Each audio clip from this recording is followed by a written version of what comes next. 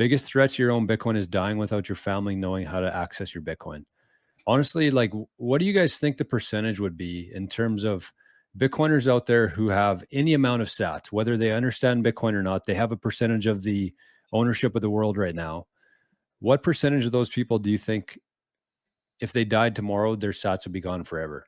Like, just think of, and I'm not like, I'm saying this because I just want to demonstrate how much your ownership is actually going to go up in the future because of that. As people lose Bitcoin and that actual amount of available sats keeps going down, your ownership goes up.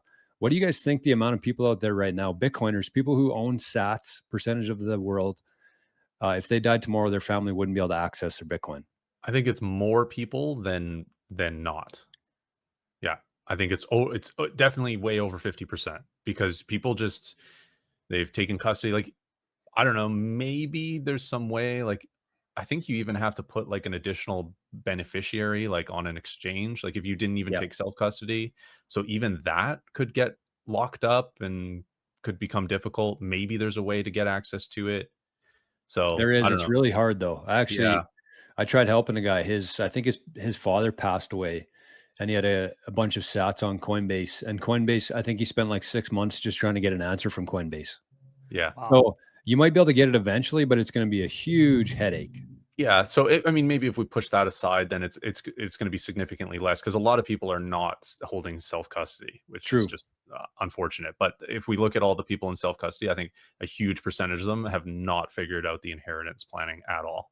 Although Forrest, I don't know if I misheard this recently somewhere, but I'm pretty sure I heard somebody say that over 50% of the coins are actually held in self custody. Is that right? Okay. And I think the reason for that is because it wouldn't be based on like people, it would be based on coins. So if there was like, say, a Right. million people who had a million sats, yeah, those probably aren't in self custody. But like the whales and the people who have like a decent stack, which would make up the majority of the Bitcoin, I think I heard that 50% of people actually have it in self custody. So 50% of Bitcoin would be held in Bitcoin, self yes, custody. not Yeah, people. Right. not Right. people. Yeah. Okay. That's really interesting. Yeah, I haven't looked at any of those numbers, but that could be right. That could be right. Yeah. But yeah, I think a huge percentage of those people in self custody have not figured out inheritance properly. I mean, a lot of the client work that I do, mm, none of the people that I've talked to, and I mean, they're seeking out help, right? They're trying to figure out Yeah, the yeah, best solutions. yeah. So the people, so maybe it's a bit skewed because the people that have that figured out don't need help, right? But yeah, they don't have inheritance planning set up. So And this is one thing I would say to people, because I mean, all three of us would be able to help you with inheritance one way or the other, whether we can help you directly or find somebody to. So that's the first part, is like, if you need help with your inheritance, you want a second opinion on things, all three of us have sessions that you can book for half an hour, whatever that is. But the other part too is, one thing I tell everybody is, like, in between then and now, let's say you want to hire us to help you with your inheritance stuff. Between then and now, I really think that people should still have like a quick and easy version of this, which is essentially just get a piece of paper, write down, if something happens to me unexpectedly tomorrow, this is who you contact, whether it's Rajat, Forrest, Jor. And then underneath that, you put in bold, italic, underline, under no circumstances will they need to know your 12 words. yeah, Because any three of us could help your family restore your Bitcoin without them knowing how to do it. And, as long as they know where the private key is, any three of us could help. But whoever it is helping them, they do not need to know that 12 words. They can walk you through, or walk your family through, the process without actually knowing your 12 words.